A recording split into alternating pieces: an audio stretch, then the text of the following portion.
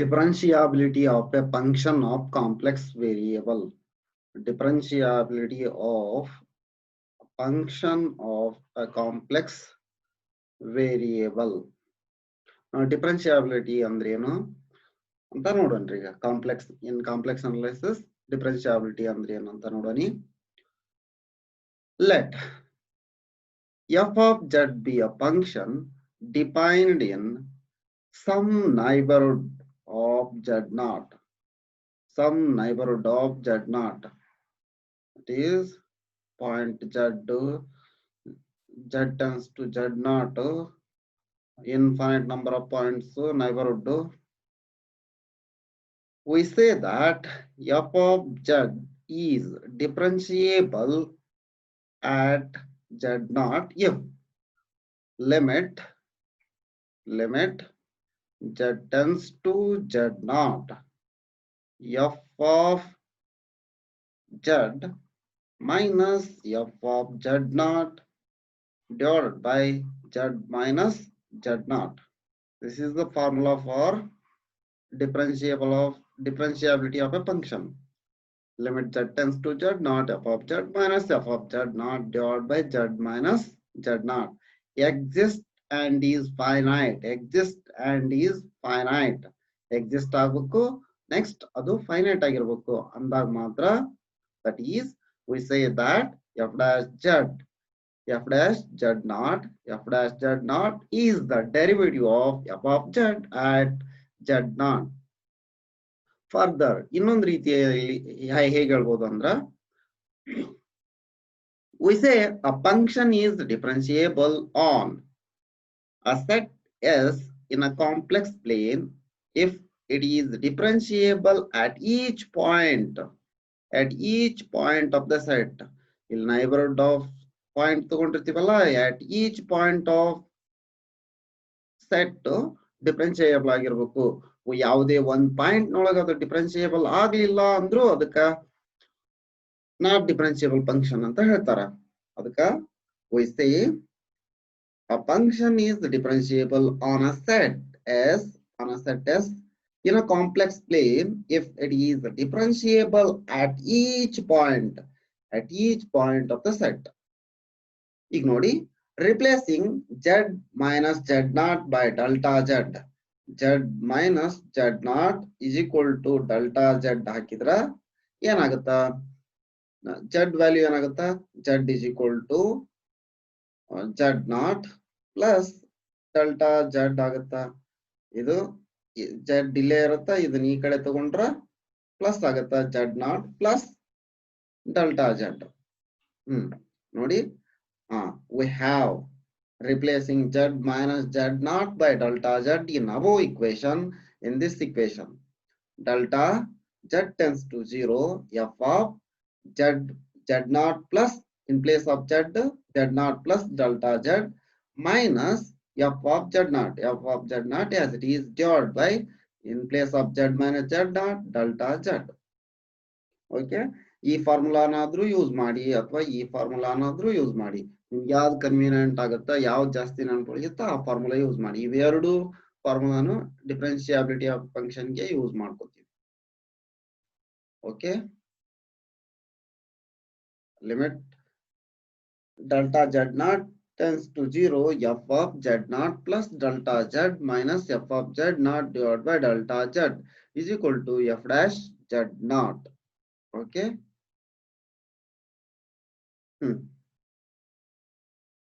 Theorem ನೋಡಿ. Theorem.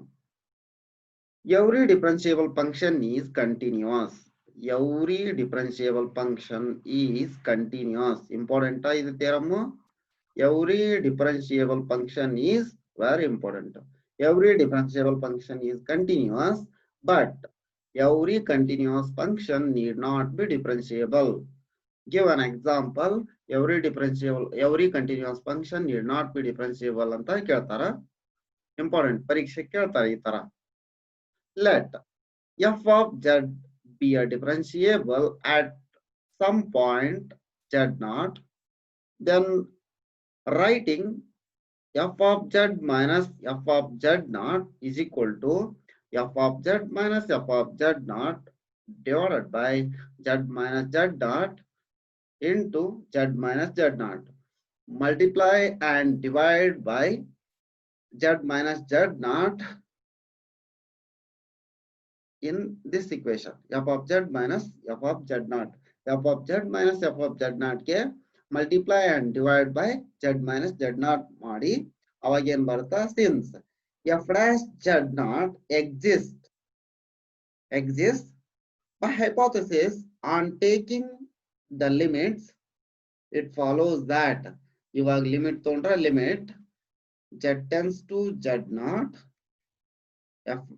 f dash z is equal to ಏನಾಗುತ್ತೆ limit z tends to z naught f of z minus f of z naught divided by z minus z naught ಆಗುತ್ತೆ. ನೋಡನ್ರಿ, ನೋಡಿ limit z tends to z naught, limit z tends to z naught f of z minus f of z naught is equal to limit z tends to z naught.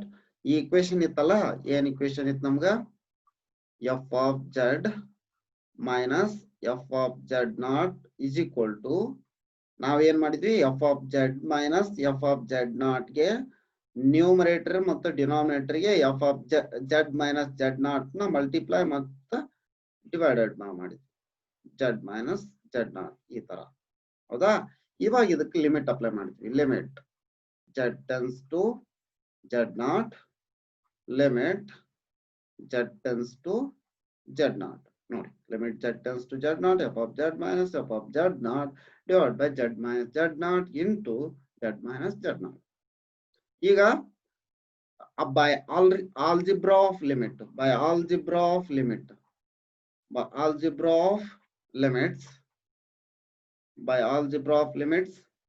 ಈಗ f of z into g of z ಇತ್ತಂದ್ರೆ f of z into g of z ಇತ್ತಂದ್ರೆ limit apply ಮಾಡಿದಾಗ limit z tends to z naught f of z into limit z tends to z naught into g of z, ಇಲ್ಲೇ limit z tends to z naught by algebra of limit ಇದು ಕರೆಕ್ಟಾ.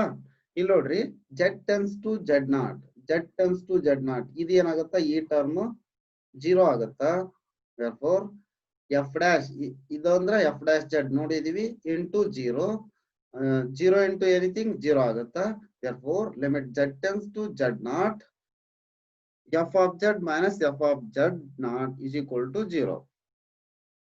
This implies, or limit z tends to z naught f of z is equal to f of z naught. So f of z is continuous at z naught. Limit value is equal to function value ಆಗಿದೆ, ಆದ್ರಿಂದ ಇದು continuous.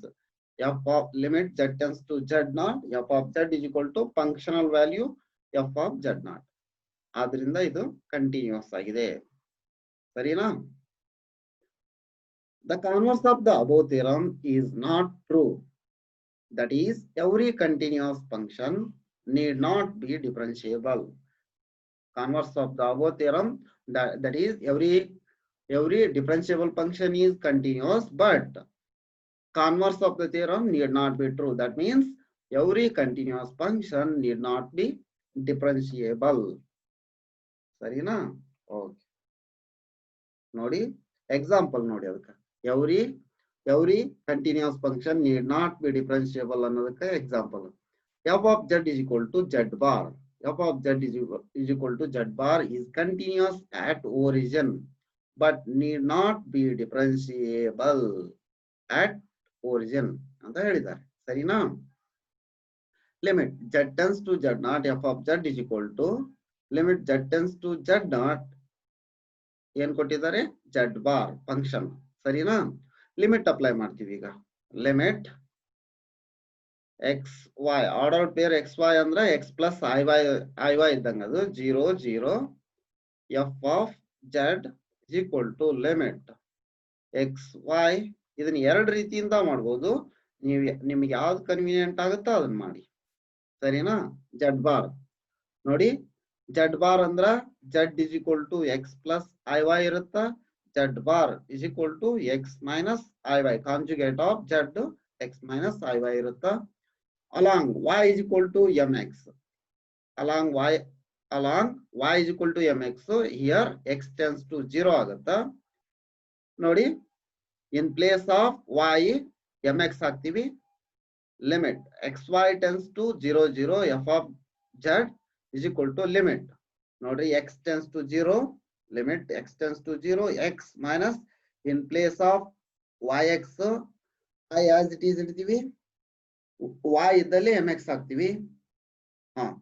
ನೋಡ್ರಿ, ನಾವು x common ತಗೋದು, limit apply ಮಾಡಿದ್ವಿ ಅಂದ್ರೆ ಇದು 0 ಬರುತ್ತೆ.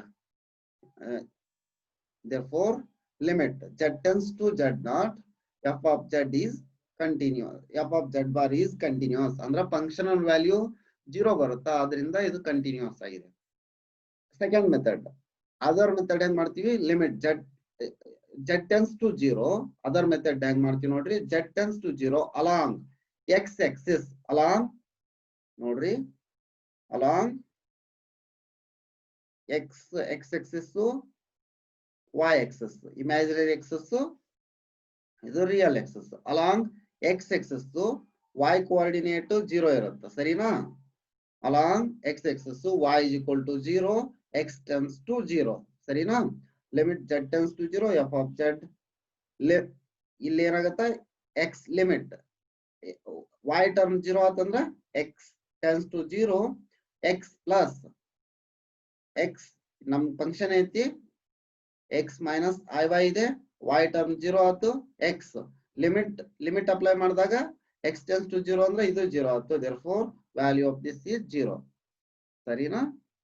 Next ನೋಡಿ, and when z tends to 0 along y axis, along ಇದು x axis, ಇದು y axis, along y axis x is equal to 0 ಆಗಿರುತ್ತಾ, x is equal to 0 and y tends to 0, limit z tends to 0 f of z is equal to limit iy tends to 0 ಆಗುತ್ತಾ, ಅಂದ್ರೆ imaginary x tends to 0, ಇಲ್ಲಿ x is equal to 0 ಇದೆ, 0 minus iy tends to 0 is equal to, ಇಲ್ಲಿ 0 value ಹಾಕಿದ್ವಿ ಅಂದ್ರೆ ಇದೆಲ್ಲ 0 ಆಗುತ್ತೆ. hence ನೋಡ್ರಿ, ನಮ್ಗ u of xy ವ್ಯಾಲ್ಯೂ 0 ಬಂದೈತಿ, v of xy ವ್ಯಾಲ್ಯೂ 0 ಬಂದೈತಿ. ಆಲ್ಜಿಬ್ರಾ ಆಫ್ ಲಿಮಿಟ್ ನೋಡ್ಬೇಕಾರ, ಥಿಯರಮ್ಸ್ ನೋಡ್ಬೇಕಾರ ಇವ್ ನೋಡಿದೀವಿ, ಸರಿನಾ. Imaginary term, imaginary limit, real limit ಎರಡು ಸೇಮ್ ಬಂದಿದೆ, ಆದ್ರಿಂದ ಇದು ಕಂಟಿನ್ಯೂಸ್ ಆಗುತ್ತೆ. Limit z tends to z naught f of z is equal to 0 irrespective of the direction in which as limit z tends to z naught, here z naught is equal to 0, therefore limit z tends to z naught f of z is equal to f of z naught, and f of z is equal to z bar is continuous, ಸರಿನಾ. okay, next ನೋಡಿ, and we know that ಈಗ continuous ಅಂತ ಗೊತ್ತಾಯ್ತು ನಮಗ, ಒಂದು continuous ಅಂತ prove ಮಾಡಿದ್ವಿ, ಸರಿನಾ. ಕಂಟಿನ್ಯೂಸ್ ಇದೇನು, f of z is equal to z bar continuous ಅಂತ ಗೊತ್ತಾಯ್ತು. ಈಗ ಅದು ಡಿಫರೆನ್ಷಿಯಾಬಿಲಿಟಿ ಚೆಕ್ ಮಾಡಂದ್ರೆ, and we know that f dash z naught is equal to formula ನೋಡಿ, ಇಂಪಾರ್ಟೆಂಟ್, ನೆನ್ಪಿಟ್ಕೊಳ್ಳಿ ಇದನ್ನ. f dash z naught is equal to limit z tends to z naught f of z minus f of z naught divided by z minus z naught, ಸರಿನಾ. Limit z tends to z naught ಅಂದ್ರೆ f dash z naught is equal to limit z tends to z naught, ಇದು f of ನಮ್ಗೆ ಏನೈತಿ function value ಏನ್ ಕೊಟ್ರ, f of z is equal to z bar ಕೊಟ್ಟಿದ್ದಾರೆ. ಈ formula ಪ್ರಕಾರ ಹಾಕಿದಾಗ limit z tends to 0 z bar, z naught means 0 ಇದೆ, divided by z minus z naught, z naught ಅಂದ್ರೆ 0 ಇದೆ, z minus 0, ಸರಿನಾ. ಲಿಮಿಟ್ ಅಪ್ಲೈ ಮಾಡ್ತೀವಿ, ಲಿಮಿಟ್ xy ಅಂದ್ರ x plus iy ನ ಆರ್ಡರ್ ಪೇರ್ ಒಳಗ ಈ ತರ ಬರ್ತೀವಿ, ಸರಿನಾ. xy tends to 0 0, x bar z bar x minus iy ಇದೆ, x minus iy, z ಅಂದ್ರ x plus iy along along x-axis y is equal to 0, x tends to 0. ನೋಡ್ರಿ along x-axis y is equal to 0 ಇರುತ್ತಾ ಇಲ್ಲಿ ಈ place ದೊಳಗ x minus I y in place of y ಜಾಗದೊಳಗ 0 ಹಾಕಿದ್ವಿ divided by x plus I into 0. ನೋಡ್ರಿ this x get cancelled, ಏನು ಉಳಿತು 1. ಇದಕ್ಕ equation number 1 ಅಂತ ಹೇಳಿ. Next along y axis along imaginary axis x is equal to 0 ಇರುತ್ತಾ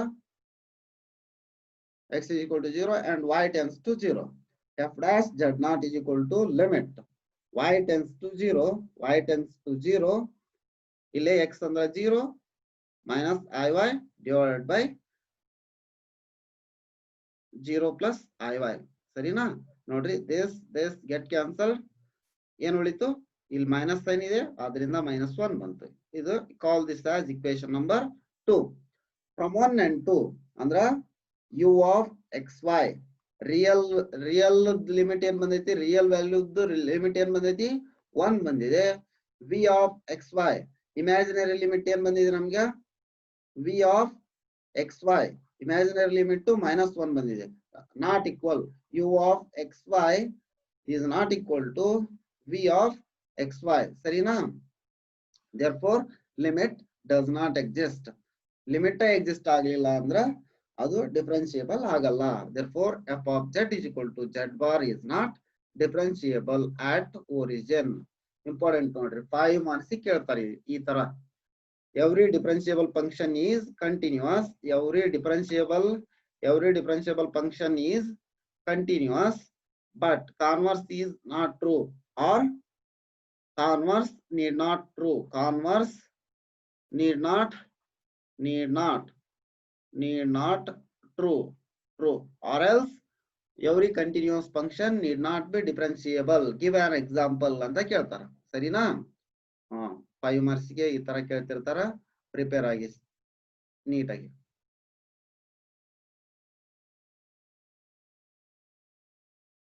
next ನೋಡಿ algebra of differentiation, algebra of differentiability of complex variable, algebra of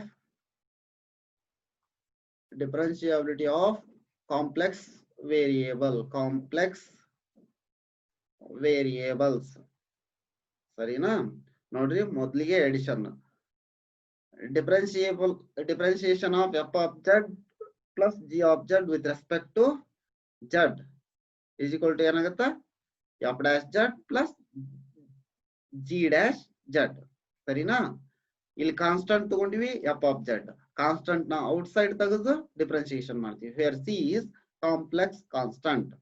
next product ಅಲ್ಲಿ same ಯಾವ ತರ ಮಾಡ್ತಿದ್ವಿ, first function as it is, differentiation of second function.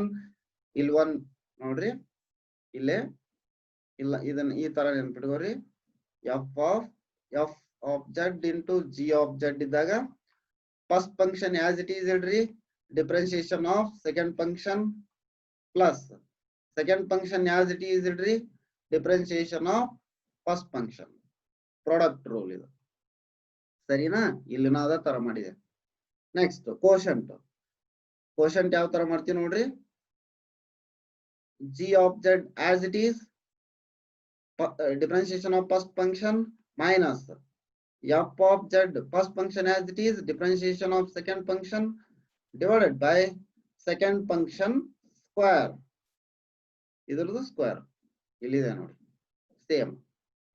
provided g of z is not equal to 0. g of z is equal to 0 ಅಂತಂದ್ರೆ ಇದು value infinity ಹೋಗ್ಬಿಡುತ್ತೆ. therefore g of z is not equal to 0. ಇದು algebra of differentiability. ಸರಿನಾ ನೋಡ್ರಿ proof. These differentiation formulas can be verified by making use of the definition. ಅಂದ್ರೆ f dash z is equal to limit z tends to z naught, z plus delta z minus f of z divided by delta z is equal to f dash z. ಇದ್ರ ಮೇಲೆ ಇದನ್ನ proof easy ಇದೆ. ಅದರಿಂದ ಇದನ್ನ use ಮಾಡ್ಕೊಂಡು proof ಮಾಡ್ತೀವಿ ಅಂತ. ಇದನ್ನೇ ನಿಮ್ಮ ಎಕ್ಸಾಮ್ ಕೇಳಲ್ಲ, ಆದ್ರೂ ಯಾವ ತರ ಮಾಡುದು ಅಂತ ಹಿಂಟು ನೀವು ಬೇಕಂದ್ರೆ ಟ್ರೈ ಮಾಡಿ. ಸರಿನಾ? ನೆಕ್ಸ್ಟ್ ನೋಡ್ರಿ ಎಕ್ಸಾಂಪಲ್ ನೋಡ್ರಿ ಇದ್ರ ಮೇಲೆ problems. Using the definition find the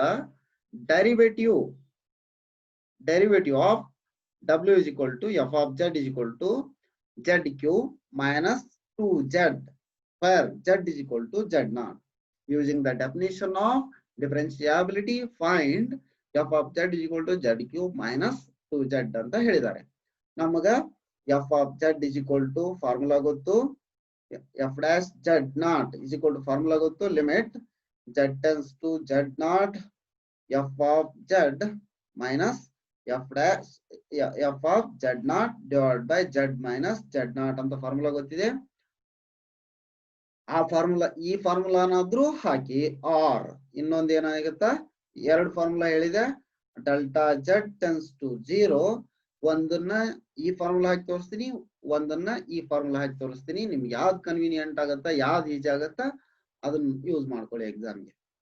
f of z plus delta z, f of z plus delta z minus f of z naught plus delta z divided by f of z naught divided by delta z. ಈ ತರ ಇತ್ತು formula. ಸರಿನಾ? ಇವೆರಡು ಫಾರ್ಮುಲಾನು ಸರಿ, ನಿಮ್ಗೆ ಯಾವ್ದು easy ಆಗುತ್ತೋ ಅದನ್ನ ಯೂಸ್ ಮಾಡಿ. ನೋಡಿ ಇಲ್ಲಿ ನಮ್ಗ ಫಂಕ್ಷನ್ ಕೊಟ್ರೆ f of z is equal to ಏನ್ ಕೊಟ್ಟಿದ್ದಾರೆ ಹೇಳಿ, z cube minus 2z ಕೊಟ್ಟಿದ್ದಾರೆ. ಸರಿನಾ? ನಾನು ಫಾರ್ಮುಲಾ ಅಪ್ಲೈ ಮಾಡ್ತೀನಿ, z naught plus delta z minus f of z naught divided by delta z. ಇಲ್ಲಿ ಬರ್ದಿದ್ದೀನಲ್ಲ ಈ ಫಾರ್ಮುಲಾ. ಸರಿನಾ? Limit delta z tends to 0, ನೋಡ್ರಿ z ಕ್ಯೂಬ್ ಈಗ ನಾವು z ಮೈನಸ್ z ಅನ್ನ z tends to z naught ಇತ್ತಂದ್ರ z minus z naught is equal to delta z ಆಗಿತ್ತಂದ್ರ z value ಏನಾಗುತ್ತಾ, z naught plus delta z ಆಗುತ್ತಾ. ಆಗ್ಲೇ ಹೇಳಿದ್ದೀನಿ ನಾನು, ನೋಡಿ ವ್ಯಾಲ್ಯೂ ಆಫ್ z ಏನಾಯ್ತು, z naught. ಇಲ್ಲಿ ನೋಡಿ ಇದ್ರದ್ದು, ಇದು z naught plus delta z whole cube minus 2 z naught plus delta z. ಇದು ಏನಾಗುತ್ತೆ, z value z naught plus delta z, ಕರೆಕ್ಟಾ? Minus f of z naught, ಅದೇನಾಗುತ್ತೆ z naught cube minus 2 z naught ಆಯ್ತು. ಸರಿನಾ? ನಮಗ ಏನು formula ಗೊತ್ತೈತಿ, a plus b whole cube is equal to a cube plus 3a square b plus 3ab square plus b cube. ಸರಿನಾ? ಆ formula ಹಾಕ್ತೀನಿ. ಇಲ್ಲಿ ನೋಡಿ a b z cube plus 3 z naught square delta z plus 3 z naught delta z square plus delta z cube minus 2 z naught minus 2 delta z. Next ನೋಡಿ ಇದನ್ನ bracket ನ remove ಮಾಡ್ತೀನಿ, minus z naught cube minus of minus plus 2 z naught. ಇಲ್ಲಿ 2 z naught ಇದೆ, next ಎಲ್ಲಿದೆ, ಇಲ್ಲಿ 2 z naught ಇದೆ. Minus 2 z naught plus 2 z naught ಹೋಯ್ತು, ಮೈನಸ್ z naught ಕ್ಯೂಬ್ ಇದೆ ಪ್ಲಸ್ z naught ಕ್ಯೂಬ್ ಇದೆ, ಇದು ಹೋಯ್ತು. ನೆಕ್ಸ್ಟ್ ನೋಡಿ ಇನ್ನೇನ್ ಉಳಿತು ಬರೀತೀನಿ ಇಲ್ಲಿ, 3 z naught square delta z as it is. Next 3 z naught delta z whole square. Next plus delta z whole cube minus 2 delta z. Each ಟರ್ಮ್ಗೆ ಡೆಲ್ಟಾ ಜೆಡ್ ಅಂತ ಡಿವೈಡ್ ಮಾಡ್ತೀನಿ. ಇಲ್ಲಿ ನೋಡ್ರಿ ಈ ಡೆಲ್ಟಾ ಜೆಡ್ ಹೋಗುತ್ತಿಲ್ಲೇ, ಇಲ್ಲೇ ಈ ಡೆಲ್ಟಾ ಜೆಡ್ ಇಲ್ಲಿ ಇನ್ನೊಂದು ಡೆಲ್ಟಾ ಜೆಡ್ ಉಳಿತೈತಿ, ಇಲ್ಲೇ ಡೆಲ್ಟಾ ಜೆಡ್ ಹೋಲ್ ಕ್ಯೂಬ್ ಇದೆ. therefore 1 ಡೆಲ್ಟಾ ಜೆಡ್ ಹೋದ್ರು ಇನ್ನು ಡೆಲ್ಟಾ ಜೆಡ್ ಹೋಲ್ ಸ್ಕ್ವೇರ್ ಉಳಿಯುತ್ತಾ, ಇದು ಹೋಯ್ತು. ಇವಾಗ ನೋಡ್ರಿ ಇನ್ನೇನ್ ಉಳಿತಾವ ಅಂತ. ನೆಕ್ಸ್ಟ್ ಉಳಿದಿರೋದು ನೋಡ್ರಿ delta z tends to 0, 3z square plus 3z0 delta z plus delta z square minus 2 ಉಳಿತು. ಈಗ delta z tends to 0 ಹಾಕಿದ್ವಿ ಅಂದ್ರೆ ಇದು 0 ಆಯ್ತು, ಇದು 0 ಆಯ್ತು. ನೆಕ್ಸ್ಟ್ ಉಳಿದಿರೋದೇನು 3z square minus 2 ಸರಿನಾ? ಇಷ್ಟು ವ್ಯಾಲ್ಯೂ ಬರುತ್ತೆ. By definition of differentiability prove ಮಾಡ್ರಿ ಅಂತ ಹೇಳಿದ್ರು, ಪ್ರೂವ್ ಮಾಡಿದ್ವಿ. ನೆಕ್ಸ್ಟ್ ಪ್ರಾಬ್ಲಮ್ ನೋಡಿ. f of z is equal to z cube plus 2z square plus I. Find f dash z. ಇವಾಗ ಏನ್ ಮಾಡ್ತೀರಿ ನೀವು? ಲಿಮಿಟ್ ಅಪ್ಲೈ ಮಾಡ್ತೀರಿ. delta z tends to 0, f of z0 plus delta z minus f of z0 divided by delta z. ಈ formula ಹಾಕ್ತೀರಿ, simplify ಮಾಡಿ. ನಿಮ್ಗೆ answer ಏನ್ ಬರುತ್ತೆ ಅಂದ್ರ ನಿಮ್ಗೆ answer 3z0 square plus 4z0 ಬರುತ್ತೆ. ಸರಿನಾ? ಓಕೆ. ನೆಕ್ಸ್ಟ್ ನೋಡಿ. Using the definition find the derivative of f of z is equal to z cube at point where z is equal to z0. And fourth one, f of z is equal to modulus of z is not differentiable. ಇವನ್ನ prove ಮಾಡಿ. ಸರಿನಾ? Thank you for watching. ಏನಾದರೂ doubt ಇದ್ರೆ ಕೇಳಿ, comment ಮಾಡಿ. Okay.